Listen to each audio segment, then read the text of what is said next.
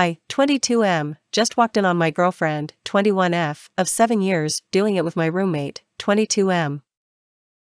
Throwaway, my girlfriend and roommate Reddit. My last class of the day was cancelled, so I decided to come home and surprise my girlfriend. I went to the store and grabbed everything to make her favorite meal, lasagna. I was carrying the bags up the stairs and put them down in front of the door to fish my keys out of my pocket, and then I heard my girlfriend moaning. I thought that she was taking care of herself because I know that she likes to do that sometimes when I'm not around, so I didn't have a sudden aha moment or anything.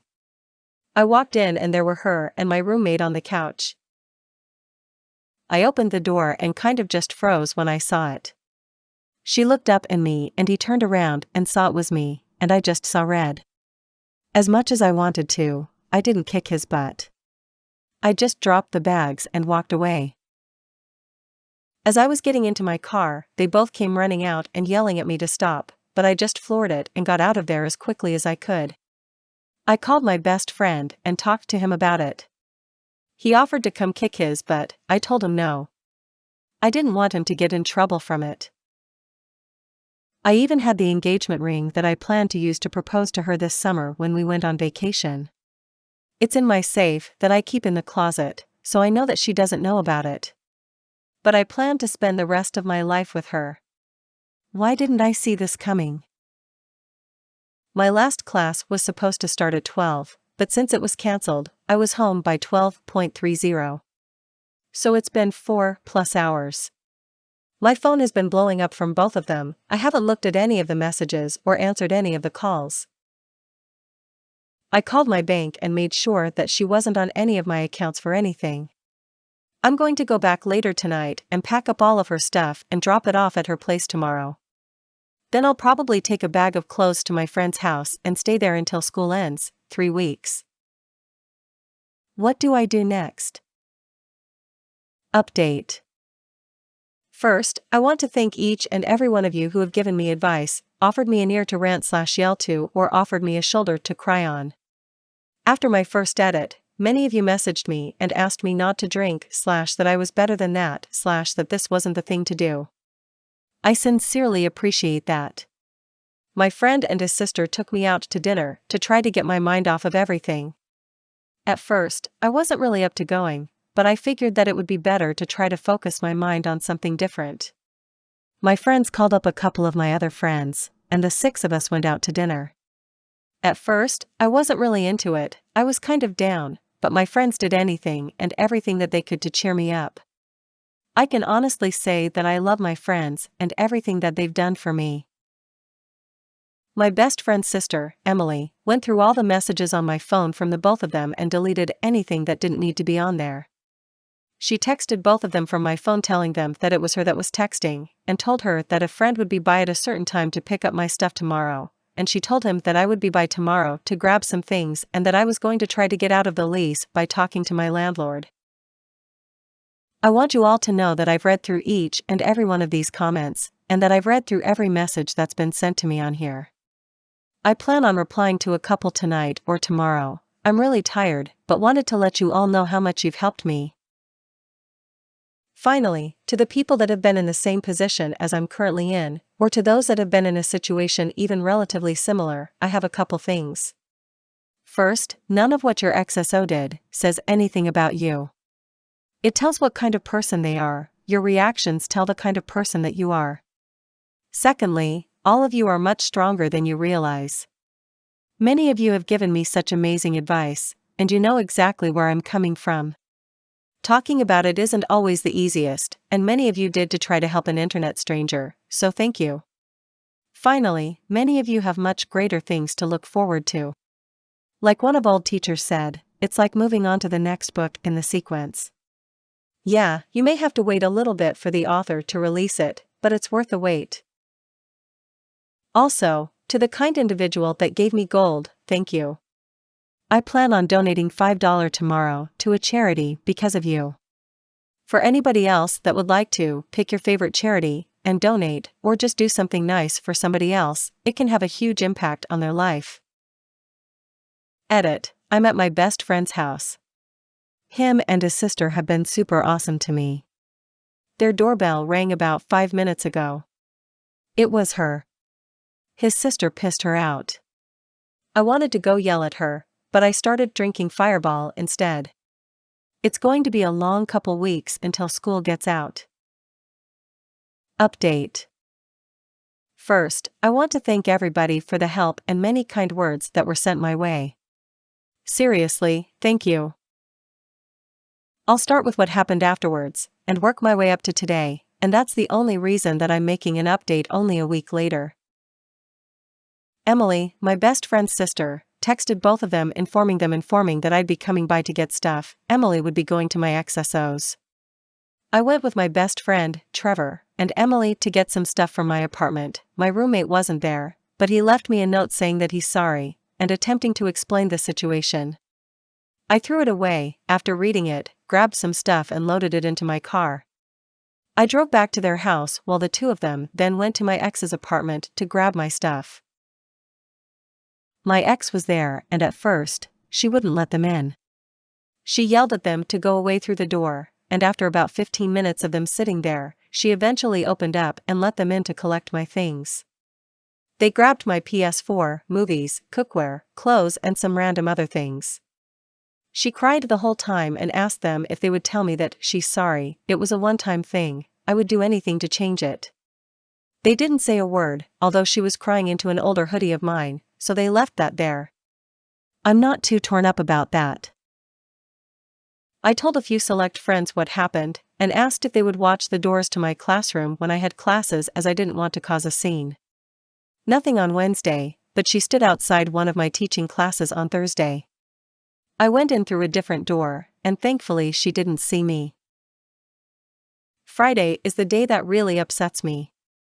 As I said in the last post, in a reply, I'm an education major and I have my practicums this semester. Our education building has 2 floors, and the first floor is a laboratory school, an elementary school that has a lot of education students come in and do their practicums, or observations, while the second floor has classrooms for education students. My practicum is with 3rd graders, and she stood outside the door to my 3rd grade classroom waiting for me. We have name tags, and only have to show those to the desk to get in. She used to be an education major, but switched majors, therefore it wasn't too uncommon for her to be in there. I saw her and my heart immediately sank. I decided to just walk by her and ignore her. She saw me and started crying and trying to talk to me.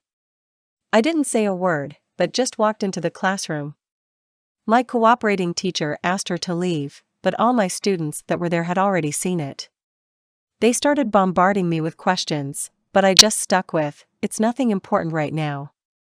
We can talk about it later, but we need to focus on our learning right now. But honestly, it killed me inside. I explained this situation to my cooperating teacher, and asked her to watch out for if she came back again. She said that she would and would ask her to leave if she saw her again. I received a few text messages this weekend from her and her roommate that was extremely annoying. I got an insane amount of phone calls, and I got a ton of Facebook messages. Trevor and Emily also received quite a few as well. I worked all weekend, and threw myself into lesson plans and projects due. I also went and played a round of golf with some friends. Today is really why I'm updating. I got a text from my ex at around 7:15 p.m. She told me that she was pregnant and that it was mine. I screenshotted the conversation. I'm trying to stay calm, but if she truly is pregnant and the baby is mine, then that throws a whole wrench into everything. Can anybody give me some advice on what to do next? I'm trying to remain as calm as I can, but this is really big and I'm starting to freak out. Thank you all. Here's the text conversation. I'm sorry for what I did. I'm sorry that I messed up our future, but I think that we just got a second chance. I know that this isn't what you wanted to hear, but I'm pregnant. Maybe this is why I made my mistake. You can't use a pregnancy to explain cheating, it doesn't work like that. I want a pregnancy test. Not one from the store, but to actually go to the doctor and have them do that. If it turns out that you are pregnant, then I want a paternity test. Fine. I'll call the doctor tomorrow and set up an appointment. But if I am pregnant, can we have a second chance? Me, no. All I want to know from you is when and where the appointment is. She seems too calm for this to just be a joke. She's been batcrap crazy for almost the past week, and now she's extremely calm. I'm honestly extremely scared. Update. Hope this isn't against the rules or anything. But since I've gotten many requests asking for pictures of my new kitty, I've posted him where all the other cute pictures of animals go. If this is against the rules, let me know and I'll remove it. Hey everybody. I've been asked multiple times for an update, but it's been super busy, and I actually have a little time today, so I thought I would update everybody on my situation. My ex made a doctor's appointment for a couple of days after my last post. She sent me a text with the date and time, and asked me if I would be going with her. I told her that I wouldn't, but that I wanted Emily to go with her. She straight up refused and said this was our baby and that if I didn't go, she would cancel the appointment and wait until I was ready to go. We argued for a little bit until I gave in. I told her that I would meet her there, and I would stay for the entire thing, but I was going to be stone silent the whole time unless the doctor asked me a question. Her appointment was at 9:15 that morning. I showed up at 9:10 and sat across from her in the waiting room. The doctor called her back a couple of minutes later. They talked for a couple of minutes, she asked her some questions, and then she had her go to the restroom to pee in a cup. I made sure that her purse and everything stayed in the room. Somebody warned me she would be crazy enough to buy a pregnant woman's pee and use that instead. After she gave the cup to the doctor left and then she tried to talk to me. I sat there and ignored her and texted my friends until the doctor came back and confirmed that she was pregnant. I started shaking and tried to control my breathing, but my ex was so excited, and the doctor was excited with her. Then came the ultrasound, and my ex was roughly 11 weeks pregnant. After a couple of minutes, I excused myself and left. I texted her as I was leaving that before anything else happens, we're having a paternity test. First off, non-invasive prenatal testing is super expensive. I told her that I would pay for half, but that if the child wasn't mine, then she would have to pay me back for that. She told me that her parents were willing to pay for it. Her parents have more money than I would know what to do with. Like, millionaire's money. I told her that my ex-roommate was taking the test as well. She said that he didn't need to, and I snapped saying that, I guess I can wait another 6 months. Because they won't put my name on the birth certificate until they prove I'm the father. She finally agreed with me and made him take the test as well. There's a place around here that actually specializes in DNA testing, so we were able to get in just a couple days later. She brought her MOM with her. They told us that they would have the results in 10 days and that we could come pick them up or they could mail them to us. We said we would pick them up in person. I was too nervous to go to the results. Emily and Trevor both went in place for me. According to them, my ex wasn't happy that I wasn't there and almost refused to let them see the results, but her mom told her that she could understand why I didn't want to be there. I'll never forget that phone call from Emily. Emily, hey.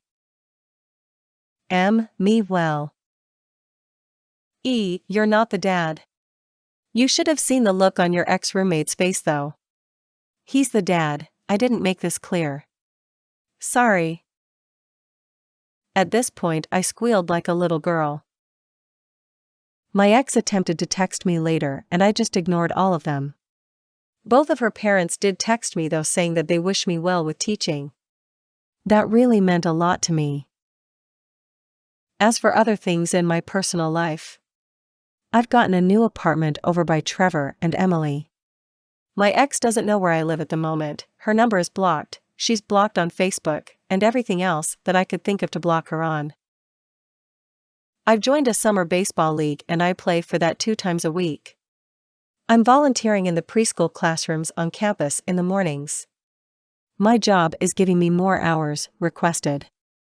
I'm taking 3 summer classes, and I'm the ASL tutor for the summer classes now that they have started. I also bought a bike, and now I ride that daily as well. I also got a kitty. His name is Jasper. And I read a lot more now. I realized that I wasn't reading as much as I normally did while I was with my ex, but I've gotten back to reading. My friends are saying that I'm too busy now and that I have even less time than I did when I was with my ex. I like that. The busier I stay, the less I think about her, and the happier I am.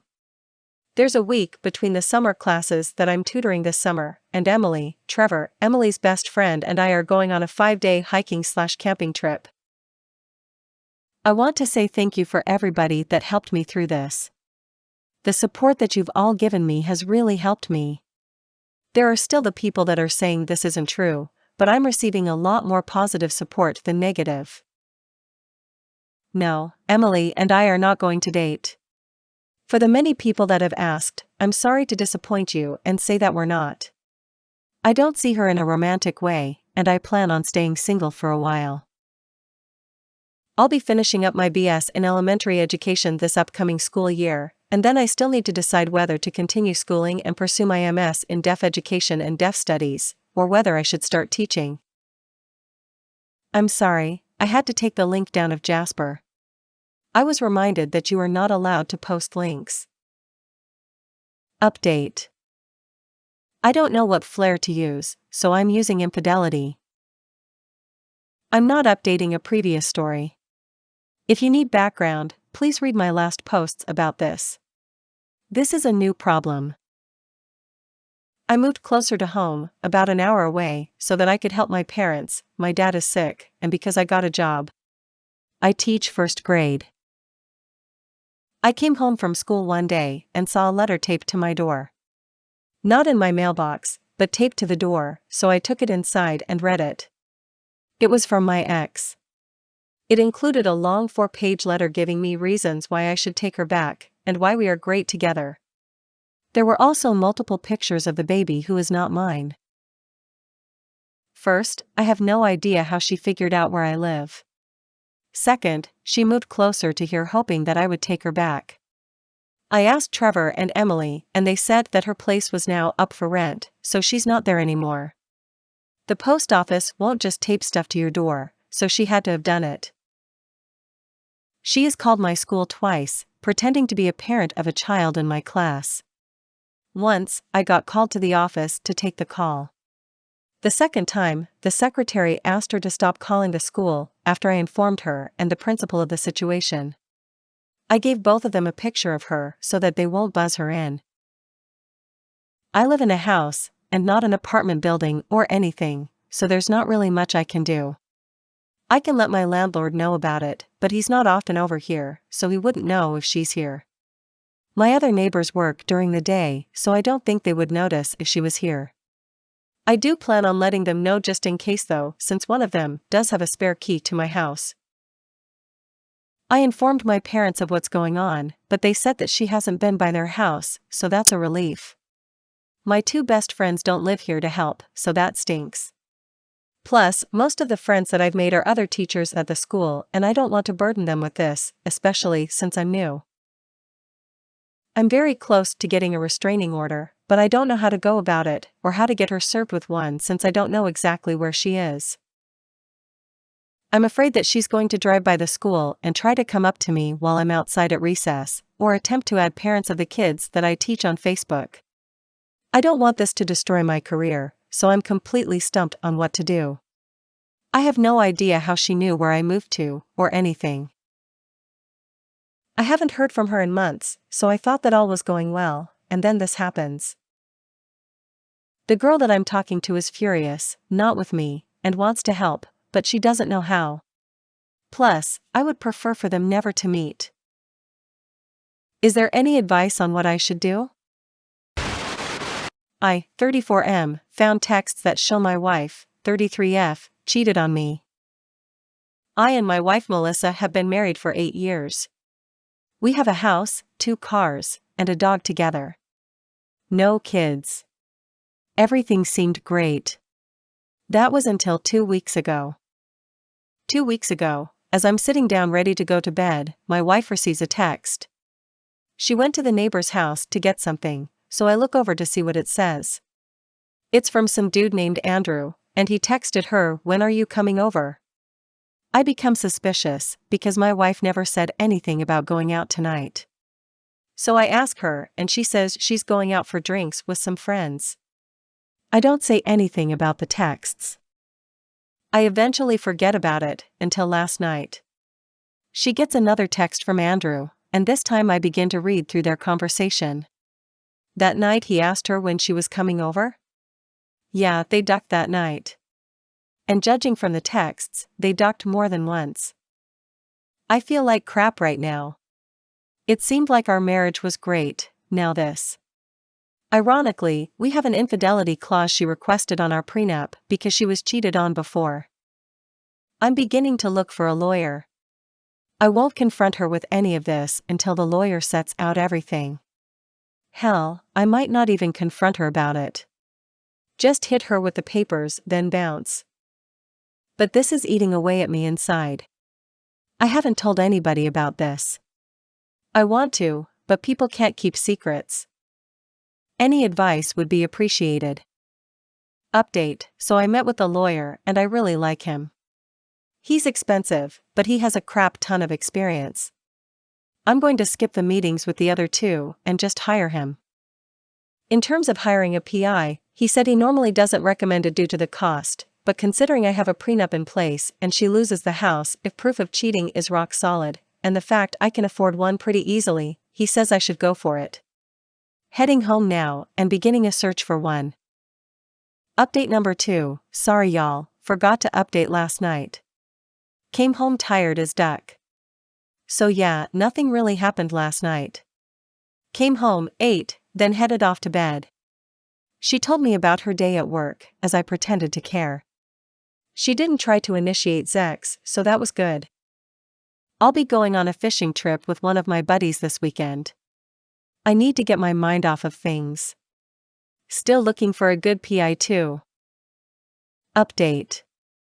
So this morning, as I was leaving to go fishing with my buddy, Melissa said she wanted to talk. She didn't beat around the bush, she got right to it.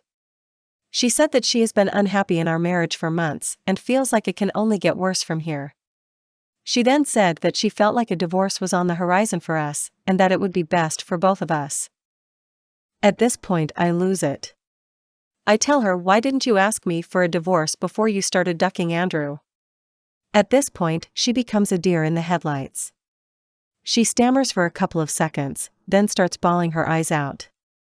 She says she's sorry, that she didn't want to break my heart. Well, sorry witch, you wanted a divorce, you're going to get one.